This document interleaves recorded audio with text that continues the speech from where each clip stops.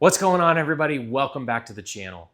So if you follow me on Instagram, you know that I'm doing a 1,500 follower giveaway where I'm building a knife and giving it away. Well, this is the build video for that knife. My followers got to choose what model, what steel, and what handle material. So let's take a look at what they chose. They wanted the Backpacker, which is my new model. I haven't even released it yet, so this is a debut and a giveaway, which is exciting. You'll get a closer look at this knife at the end. They want it made out of Nitro V steel, which will do that. And they wanted scales from Tony over at Under the Bridge Tool and Scale. He made this set out of GripTech G10 and Kingwood and donated them to me, which really appreciate that, Tony. Thanks for sending these over. Absolutely beautiful work as always. If you're unfamiliar with Tony, he makes custom knife scales. So here's a few others of his that I haven't used yet. And he also does knives as well. So his information is linked in the description below. Go check him out. At the end of this video, I'm also going to show some other items that were donated by other makers in the community for the giveaway, and you'll have a chance to win them. So anyways, sit back, relax, and enjoy watching me make this knife.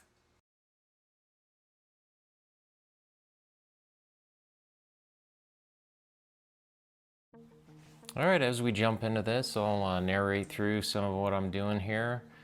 I'm just taking the original drawing that I have cut out and setting it on a piece of Nitro V stainless steel, and then tracing around it. Normally I'll use MDF cutouts, or I'll get things water jet cut for my popular designs, but the paper method works well for the first couple that I do until I get everything how I really like it and get all the tweaks figured out. Then I'll make an MDF one, or I'll do CAD drawing and then submit them for water jet. Then we cut them out here on the portaband and try to get it as close to the shape as I can, but I don't spend too much time on that because we'll go and finalize it on the grinder here.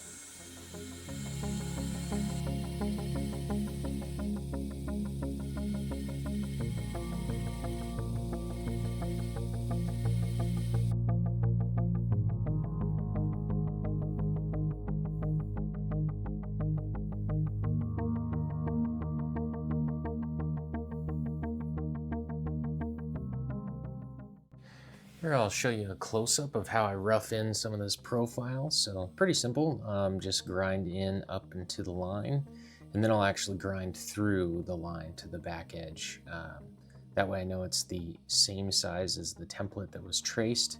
If I was to leave the line, then my knife would be oversized by about 1/16 of an inch.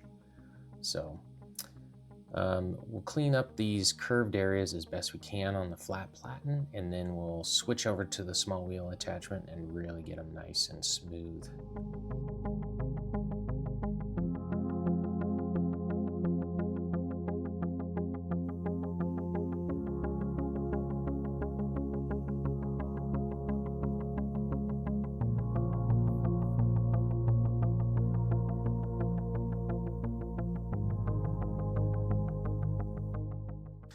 Next, I'm gonna put in the sharpening choil, and I'll do that either with a chainsaw file or a Dremel. Since I'm only doing one, I'll do this one here with a file. And then after that, we'll mark it with some layout fluid and mark all the lanyard holes and pinholes and get those drilled.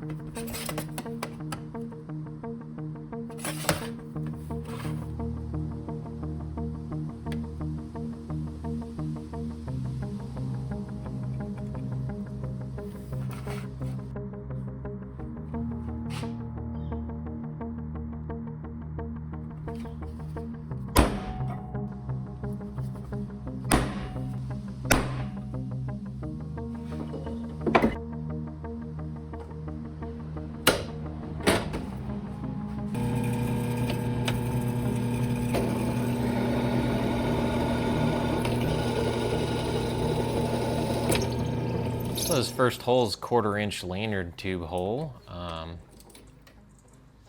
Then we switch it out for a 5/32 bit because the attachment hardware that I'm using on the scales for this knife are Golso bolts that I get from Maker Material Supply, and the barrels on them are 5/32.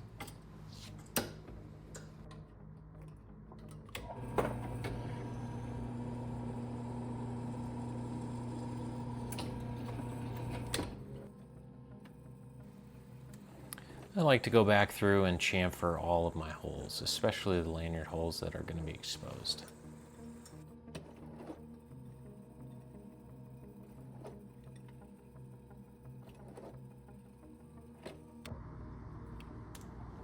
This knife is meant to have really lightweight construction because it can be carried with or without the scales. And so here I'm marking an area to cut out in the center of the knife to skeletonize it, cut out some weight. This isn't the most ideal way of doing this, but drilling a whole bunch of holes and then filing out the center works in a pinch. Water jet or laser would be the best way. And I have since made a better method of drilling around the entire perimeter with a smaller bit and then filing through those and knocking out the center section and then cleaning up the edges. But a lot of filing, dremeling, some more filing, and we got her done. She looked good in the end.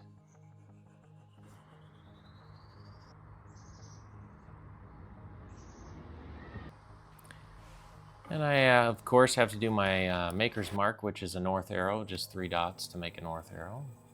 And I used to do it with a center punch, and now I found that a 16th drill bit works good on most of my models.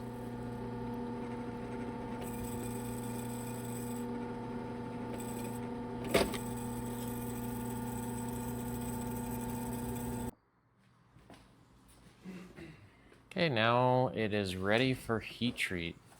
Sometimes I'll pre-grind knives, and other times I'll do them at full thickness. Nitro V is pretty easy to grind post heat treat, so we will mark out some stainless steel foil here and make a pouch and get it wrapped up.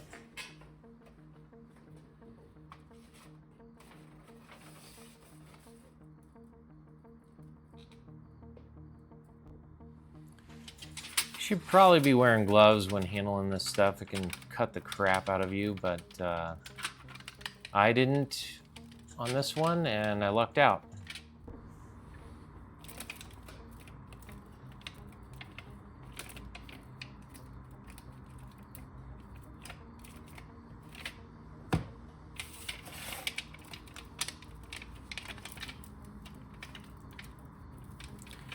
So I use a straight edge to create my initial fold, and then I'll use that eye bolt to really crease it and seal it down. And I always do 3 folds on each side of my packet. And that seems to seal it up really good, so you get no oxygen intrusion into it. For the ends of the packet, since they're stiffer, I use those vice grip, paddle end vice grips to bend it up, and then just hammer it down with the hammer.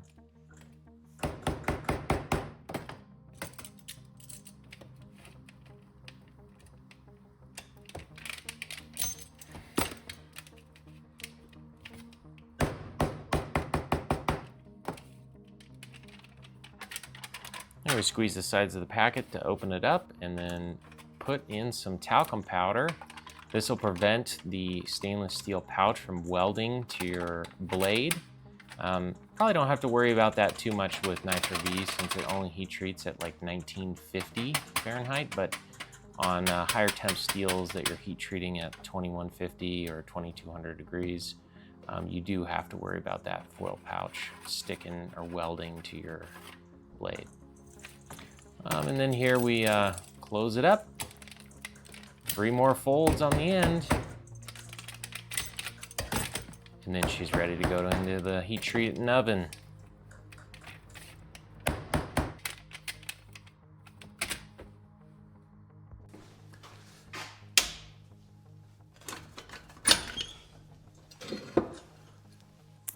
Here you'll see my spatial awareness was not spatialing. We got it figured out. This even heat kiln is nice because with the tap controller I have programs stored in there. So I go down to Nitro V, select it, start it, and off she goes. Climbing up as fast as possible to 1950. Once it gets there, we put our blade in, close it up. You can see the temperature drop, and then we'll wait for it to come back up to 1950 and then start our timer.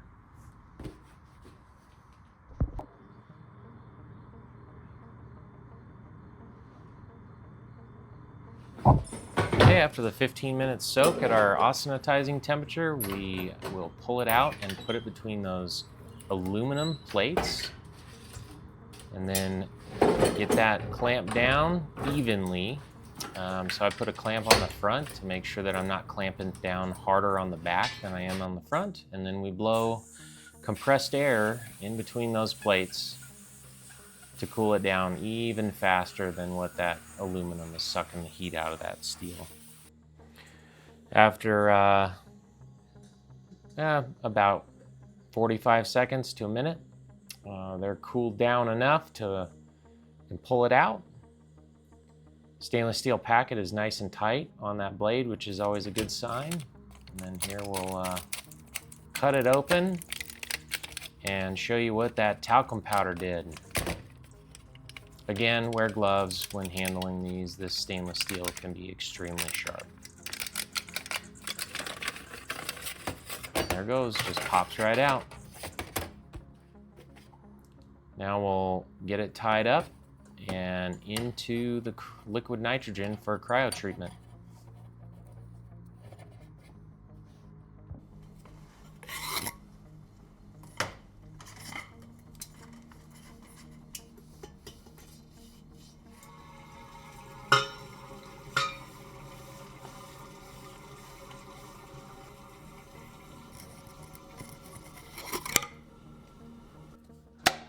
So we're going to leave this in cryo for about 2 hours, and the reason we're going to do that is to allow my kiln enough time to cool off down to tempering temperature.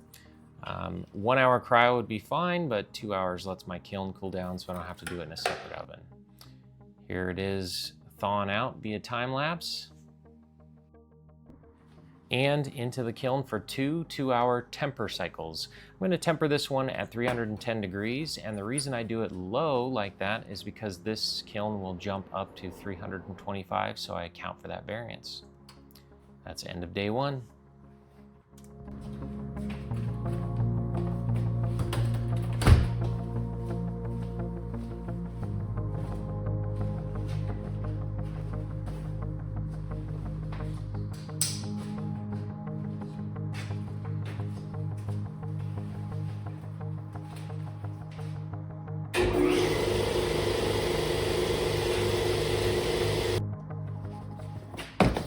Okay, let's start day 2 by testing the hardness of the blade that we heat treated and tempered yesterday. I have this old benchtop Rockwell hardness testing unit.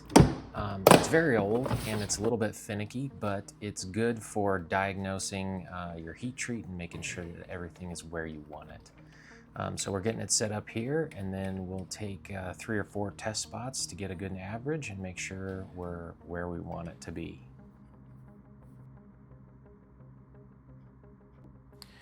If you've never seen one of these before, you put your blade in on the anvil, bring it up until it touches the diamond post, and then you bring that dial so it passes 100 twice, and then you slowly lift the lever up to load the spring, and then press down, and it'll read out your final hardness. This one ended up coming out around 61 to 62.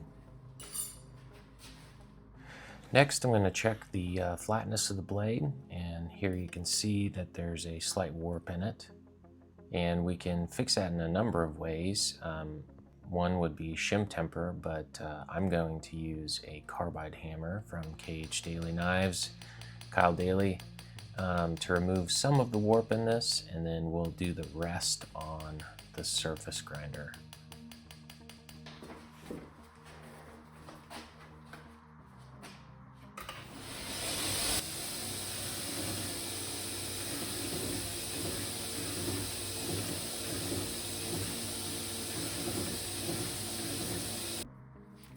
After surface grinding, I like to use this watch demagnetizer to demagnetize my blades. Nobody wants their knife to be slightly magnetic, so use that to take away any magnetism in it.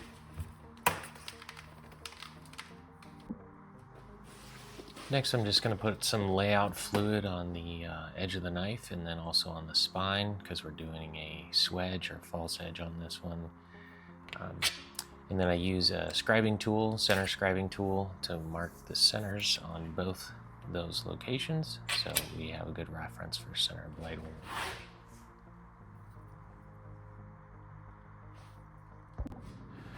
Next, I'll set up my water cooling system for my grinder, and then we'll start grinding the bevels.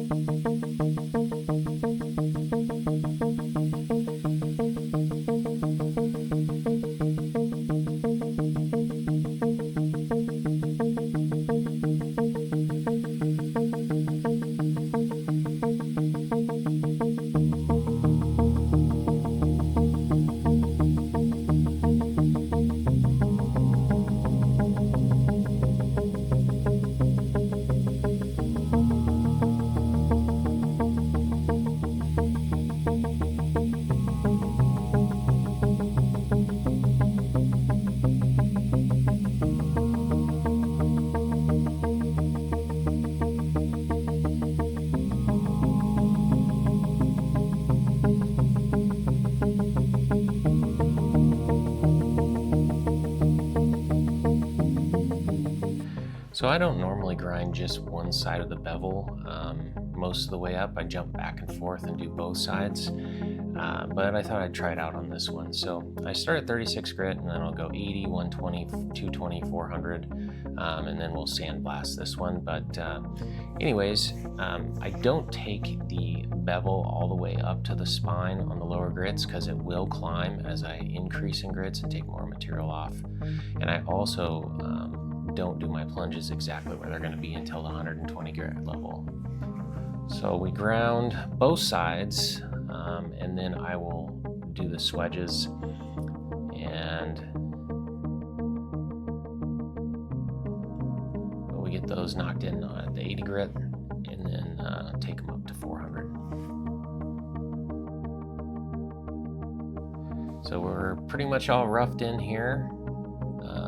We'll do some cleanup before we sandblast, but overall dimensions, symmetry, plunges, everything like that are where I want them. This is my chamfer jig. I sell these on my website, but they're just a 45 jig. I use 45s for a lot of things on handle scales. This one I'm setting it up so I can knock off the edges on this blade, and I'll explain that when I do a walkthrough of the knife at the end. But I don't want sharp 90-degree edges on the tang of this knife.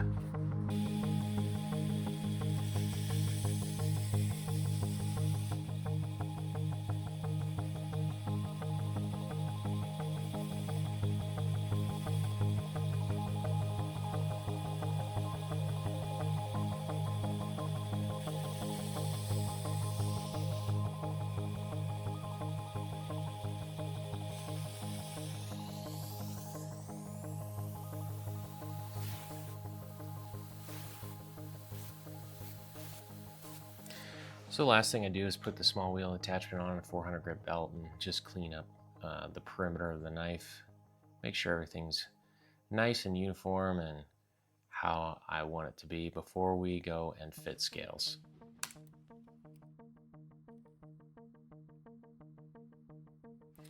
So here I'm just finalizing my layout, making sure the ratios of the top and bottom colors are how I like them, and that the spacer is oriented the way that I want it. To line up the spacers exactly from one scale to the other on both sides of the knife, I have a separate video about that, and I'll link that below. You can go check that out and see how I do that.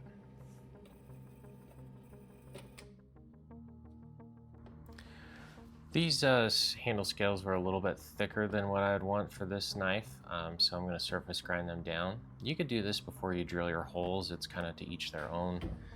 If you have a handle material that seems to blow out or chip out, you know, maybe you want to surface grind them before you drill your through holes. But I chose to do it afterwards, and it ended up working out just fine.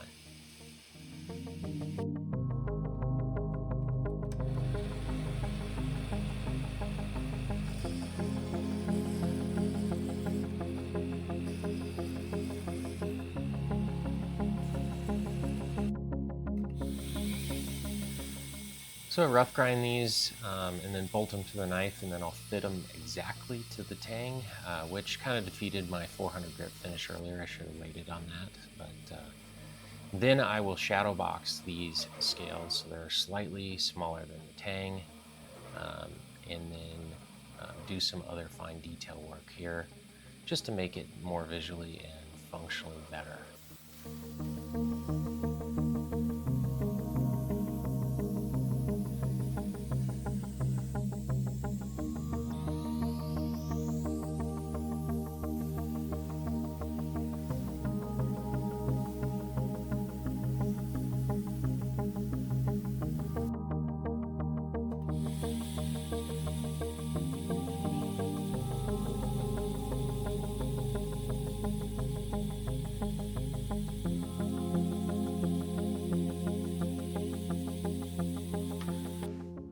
And for finishing on this knife, we're doing a sandblasted finish, and we also sandblast the scales as well. I think it ended up looking really nice with the grip tech. You have a lot of texture there, and then some cool grain texture in the wood. But let's take this out in the sun, see what it looks like.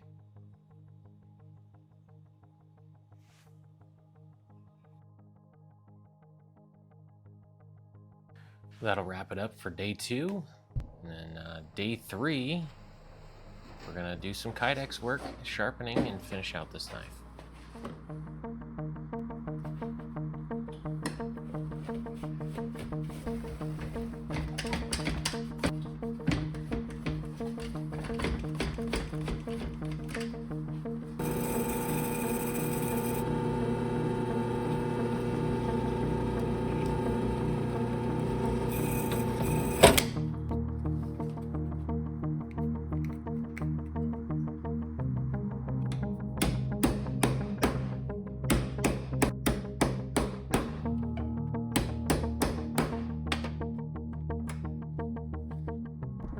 So when designing this sheath, I really wanted the knife to be able to be carried with or without the handle scales attached, so you could cut weight when you're carrying it like backcountry.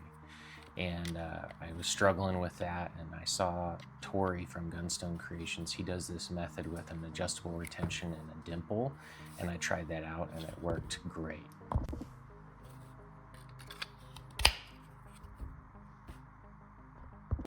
Okay, on to the final step, sharpening. So I do the bulk of the secondary bevel removal, material removal on the grinder. I'm running it extremely slow and in reverse for safety reasons. And then I'll take it upstairs and finish it up on the wicked edge.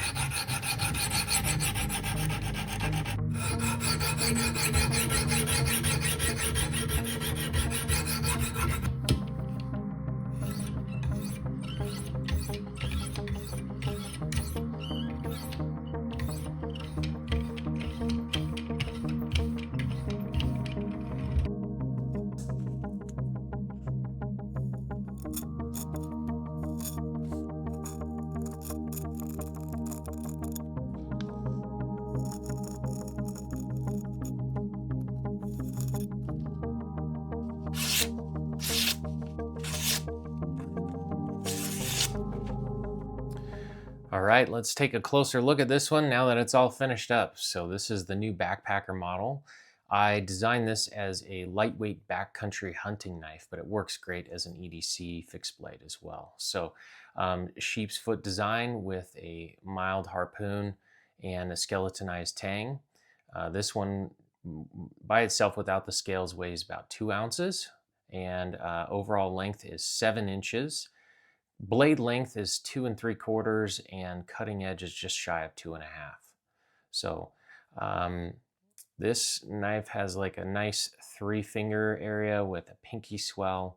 All the edges of the tang are all rounded off, so it's comfortable to use with or without the scales on it.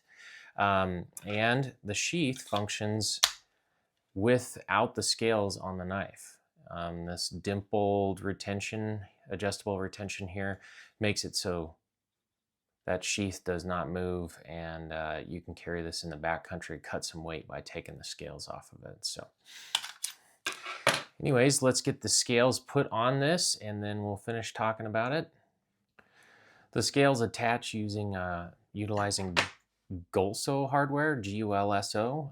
It's just a barrel bolt, and it is a T20 drive, Torx T20. So get those on there and then show you the rest of the knife. All right, now that we have the scales on it, let's take a closer look. So sheath works like a normal sheath, thumb ramp on the back for popping it off easy. We mentioned the 3-finger grip and the pinky swell, so nice and comfortable. Harpoon has a good spot for your thumb to rest, and then you can also choke up on it, and there's divots here for your thumb to rest in for a pinch grip. And yeah, overall, it's just a really nice knife to carry for EDC or for backcountry hunting, or just a regular hunting trip out of the truck. So anyways, that's the new model, and next we'll show you the rest of the items for the giveaway. Okay, you remember me saying at the beginning of the video that a few other makers wanted to throw some stuff in for this giveaway, and we're going to go over everything that we're giving away at this. So first item is obviously the knife with the Under the Bridge tool and scale handle scales from Tony. Thanks again, Tony. Next, Sean said he had a knuck that would match that build perfectly, and he wasn't joking. So here's the knuck that he made with canvas micarta, G10, and curly maple. But yep, super cool. And it has a matching bead. And there's one of his koozies, so Idle Hands EDC. And then the last was Marcus from Two Pony Hankies. He said, hey, I'm gonna make some hanks and an EDC bag or a pouch for you. So he made these 2 hankies that match, you know, the theme of the knife. He does a lot of themed handkerchiefs, and they're awesome. So there's the first one, and then here's the other one. That green, just super cool. Love his hanks. And then this is the EDC pouch. So we got some OCP fabric there. Elastic bands on here. A spot for Velcro. You can throw patches, so we'll throw a patch in. And then it's got a front pocket, and then the main pocket. And it's got these 2 loops, so you can rig it up however you'd like. But yeah, so that's everything that's going to be in the giveaway. And how you're going to enter the giveaway is you have to head over to my Instagram, and then we'll have all the details over there on a post. You'll see a picture of all of this stuff, and you can follow the directions there and get entered in to win this. All right, everybody, that wraps it up for this one. Thanks for tuning in and watching me build a knife. If you're interested in that giveaway, please go check out my Instagram page. There'll be a post with all the details on it. If you're interested in my work in general, please check out my website, sign up for my newsletter, and follow me on Instagram. Those are the best sources for the most current and up-to-date information about the work that I'm either dropping when I have slots open for my custom books, or when I'm restocking items on the website. So thanks for watching. We'll catch you in the next one.